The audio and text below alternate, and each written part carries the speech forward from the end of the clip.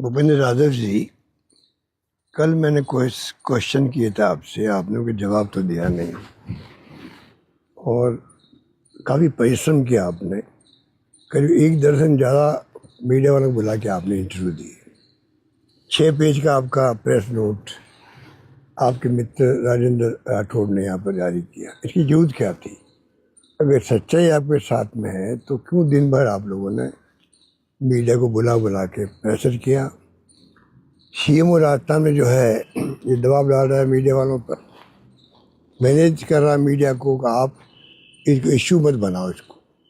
ये कोई व्यक्तिगत मामला नहीं है, देखिए ये मामला है राजस्थान के फ्यूचर को लेकर के, इसीलिए जनता इससे जुड़ती जा रही है और स्वतः ही लोगों ने धरने प्रदर्शन शुरू कर दी। क्यों कर दिए? मैंने आपसे पूछा था कि जो सेंट्रल एम्पावर कमेटी थी, लंबे अरसे से मैं जानता हूँ, जब मैं पहली बार 25 साल पहले मुख्यमंत्री था तब से वो कमेटी काम कर रही थी लगभग, और सीधे रिपोर्ट करती थी सुप्रीम कोर्ट को। हमें भी कई बार लगता था कि ये तो बहुत ज़्यादा स्ट्रिक्ट है, फिर भी स्ट्रिक्ट थी इसलिए पब्लिक इंटरेस्ट में थी और वो काम करती थी अपना। अगर वो आप उसको समाप्त नहीं करते, आपने समाप्त करके उसी नाम से कमेटी बना दी अपने मंत्रालय के अधीन। उसके मेंबर पहले सुप्रीम कोर्ट नॉमिनेट करता था, अब आप करते हो। वो फिर क्या रिपोर्ट देगी, और रिपोर्ट दे देगी उसका अधिकारी आपको ये स्वीकार करने का। आप बताइए फिर उस कमेटी का मतलब क्या? उसका जवाब दीजिए, वो कमेटी को भंग क्यों किया गया आपने?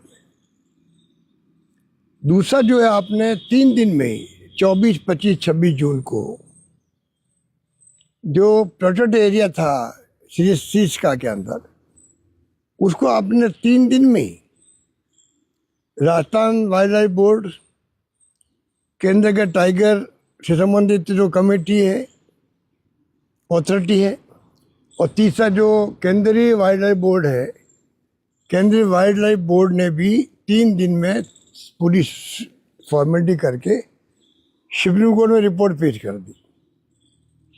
वहाँ आपको लताड़ पड़ी और उन्होंने कहा मखौल बना रखा आप लोगों ने इसका कि 3 दिन में लेके आ गए आप।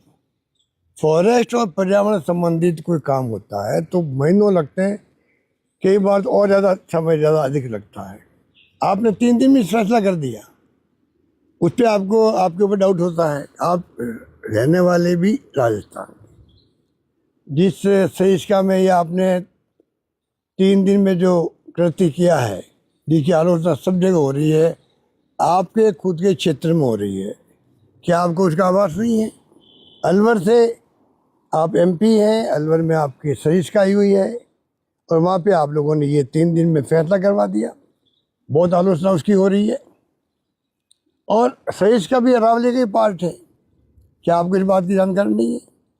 ये क्यों किया आपने 3 दिन के अंदर? इसका जवाब आपने नहीं दिया अभी तक। तो ये जो आपने जिस प्रकार से बरगलाने के लिए जो प्रयास कर रहे हैं, अभी आप कह रहे हो 0.19% बहुत मामूली होता है, लगता मामूली है। अगर आपने जो कहा है 1,44,000 वर्ग किलोमीटर में एरिया है, और मान लीजिए आपकी बात मान लेते हैं कि 0.19% जो है क्षेत्र में माइनिंग होगी, पता है उसमें कितना एरिया जाएगा? लगभग 27,200 माइंस वहाँ बन सकती है नई। और जब माइंस का काम शुरू होगा उन एरियो में, तो आप कल्पना नहीं कर सकते कि 27,000 तो होगी लीगल, इलीगल जो होगी वो पता नहीं कितनी होगी, किसी को नहीं मालूम। और सरकारें कोई हो रोकने में असफल रहती है हमेशा, ये मैंने अनुभव किया है।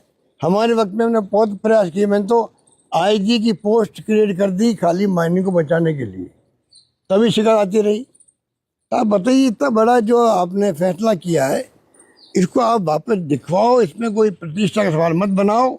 हमारे को इसमें कोई राजनीति करने का इरादा बिल्कुल नहीं है। हम चाहते हैं कि इसको आप और स्पष्ट करें जनता के सामने कि ये एक स्टेप क्यों उठाए गए और किस प्रकार से आपने इसको। अब आप MMDR जो एक्ट है, अब होते ही 2021 में और 23 में एमडीडीआर एक्ट इतना इम्पोर्टेंट था, उसको आपने बदल दिया, अमेंडमेंट कर दिया। क्या जरूरत थी उसकी? किसके इंटरेस्ट होंगे उसके अंदर, वो आपको बताना चाहिए पब्लिक को। मैं तो इसलिए दुखी हूँ कि 2-3 से अधिक एरिया तो इस जो है पूरा एरिया आता है अरावली का, राजस्थान में आता है।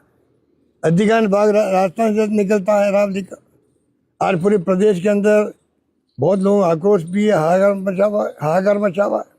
तो कृपा करके आप देखो किस प्रकार से आप जो ये 90% निशानों में ले लिया आपने, 90% कुछ नहीं होगा, बच जाएगी, ये खाली आपका ये भ्रमित करने वाले बयान आ रहे हैं, इससे कोई तुक नहीं है, ये मेरा मानना है। हमारा आरोप अभी भी वही है, ये 0.19% की बात नहीं है, ये 90% अरावली को बर्बाद करने का ये आपको ये फैसला साबित होगा भविष्य के अंदर। आने वाली पीढ़ियाँ आपको कभी माफ़ नहीं करेगी, ये मेरा मानना है।